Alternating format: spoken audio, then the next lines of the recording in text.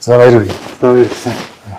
Өөртөө бөө юм боллоо тий. Одоо энэ Хүлээлгийн 2% татварын саналыг би 8 сарын 15-нд олон нийтийн дунд явуулаад тэрээс 20 хоногийн дотор гүйцсэн. 9 сарын 15-нд улсын хурлаар ороод тэгэл одоо өнөөдөр хүртэл яваад тэгээ батлагдлаа.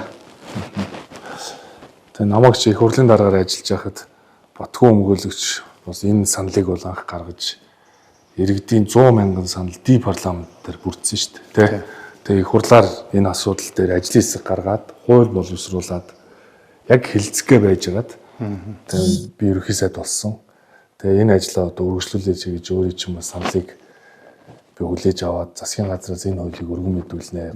Гол нь энийг хийхин тулд миний зөвлөгөөр ажил гэж хэлсэн. Тэгээд энэ саналыг бас хүлээж авч Батхүү өмгөөлөгч бас зөвлөгөөр авч энэ засгийн газрын 11 төв одоо бидний хамт хэрэгжүүлж байгаа энэ ий засаг дээр яг энэ иргэдийн санал 20 мянга гурвал засаг хилцдэг.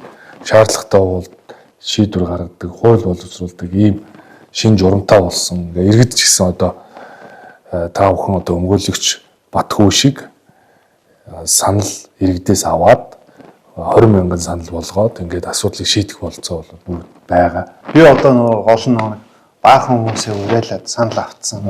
Тэгээ айчж болдгоо. Тэгээд одоо энэ өвлжөнгөө хаваржингаа бас зөндөө явуулаад хамгийн гол нь тань бас хэлсэндээ байсан баярлж байна. Энэ бол гол нь ингээд нэг хүний асуудал биш тийм ээ. Залуучуудын асуудал байна. Залуучууд чинь нэг байртаа болохгүй 10 жил 20 жил зээл төлдөг. Тэгээд тэрийг нэг томруулъя гэж зарахаар улс туудаас нь 2 хүн татвар авчдаг. За зарим хүмүүс бол бүр ингээд аргагүй хэрэгцээнд ордог тийм эмнэлэгт хэвтүүлэх гадаад явал хүүхдийнхээ байрны урьдчилгааг төлийгээл байшингаа зархад улс дахиад 2 татвар авчдаг. Энэ бол үнэхээр шударга биш байна. Дундаж давхрахны нуруунд дээр маш их ачаа үүсэж байна. Одоо шинэ 2 өрөө байр өнөөдөр 200 саяар зарлаа. 4 сая төгрөгийг нь улс авчиж байгаа. Ямар хэрэг. Энүүгээр одоо тэр хүүхч нь гэртээ нэг диван авч байна. Хөрөгч авч байна. Би бас анх нэг уулзахад өөрийн чинь энэ саналуудыг маш их үнэлэлтэй гэж сүлээж авч ирсэн. Ер нь бол насаараа хөдөлмөрлөөд за нэг 2 өрөө байр авчдаг.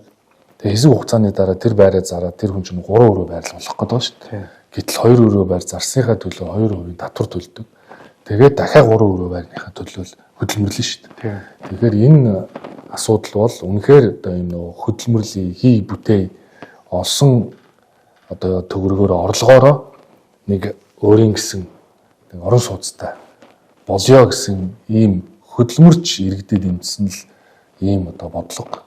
Тийм учраас засгийн газраас өргөн мэдүүлсэн иргэдийн 100 мянган хүний саналыг авсан үйл хөдлөлийн одоо 2% татварыг хөнгөлөх чөлөөлөх одоо хуулийг улсын хурлаар өнөөдөр бас батлаа. Энэ бол хөдөлмөрч хэн бүрт зориулсан маш том одоо шийдвэр байсан. Ингээд энэ 100 мянган саналыг авч энэ иргэдэд маш сайхан хариултыг өгж нийгэмд яриа таниулга хийж ойлгуулж чадсан одоо танд маш их баярлалаа. Тэ зөвлөгтөө баяр хүргэе. Энэ шиг олон асуудал шийдэхийн төлөө хичээх ёстой.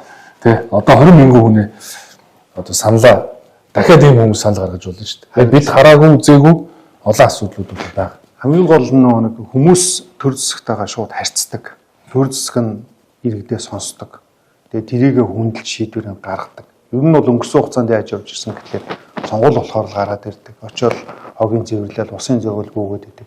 4 жилд марчдаг. Гэтэл дунд нь хизээч ямар ч хүн саналаа гаргаж болно. Тэр нь тодорхой тоонд хүрэх юм бол төр засаг нь хилцдэг.